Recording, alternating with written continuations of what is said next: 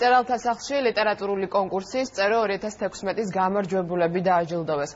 კონკურსი, რომელიც ინტერნეტის საშუალებით ტარდება, საუკეთესო ნაწარმოების ჟიურისთან ერთად მკითხველიც ირჩევდა.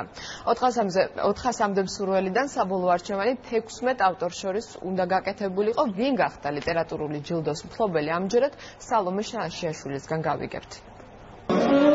ლიტერატურული კონკურსის საბა გამარჯვებულები მწერალთა სახლში სულ ცოტა ხნის წინ გამოვლინდნენ. კონკურსი უკვე მე-10 წელია ტარდება და შეიძლება ითქვას, რომ წელს საიუბილეო თარიღებში აღინიშნა. რაც შეეხება თვითონ კონკურსის, ორ ეტაპად მიმდინარეობს ინტერნეტ სივრცეში ელექტრონული წიგნების გვერდზე LitG. 400 მოთხრობიდან, რომელიც განთავსდა LitG-ზე, ჟიური, რომელიც 5 კაცისაგან შედგება, შეარჩია 16 საუკეთესო მოთხრობა და ამ 16 საუკეთესოდან გამარჯვებულები უკვე მკითხველის არჩევანის საშუალებით გამოვლინდა. რაც შეეხება გამარჯვებულებს, პირველი, მეორე და მესამე ადგილები ასე გამოიყურება. პირველ ადგილზე გავიდა მიშა ბახსოლიანი, მეორე ადგილზე თამთამელაშვილი, ხოლო მესამე ადგილზე თემურ ზოიძე.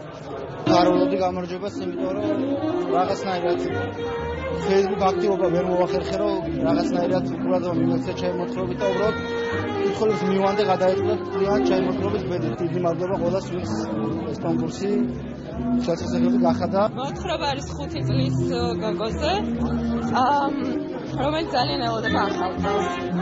მე ძალიან უხარი ახალი წელი და ახლა იგივე შეგრძნება მქონდა ეს რაღაცა სიხარული, როდესაც ბოლოდნელად ჩემი მეორე ადგილი გამოაცხადეს. საოცარი გზნობა იყო, იმიტომ რომ აქ მონაწილეობის განურჩევლად ყველა გამოცემ მწერალია, დამწყებია, ახალგაზრდა თუ უფროსი არ აქვს მნიშვნელობა და ჩემთვის ეს ძალიან დიდი სტიმული იყო.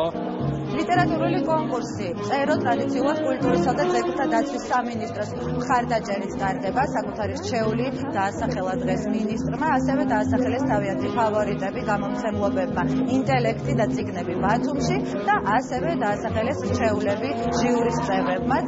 კულტურის მინისტრმა დღეს განაცხადა, რომ მომავალ წელს იქნება სიახლე ლიტერატურულ კონკურსს წერო და ემატება კიდევ ერთი პრემია, ეს იქნება საბავშვო პრემია.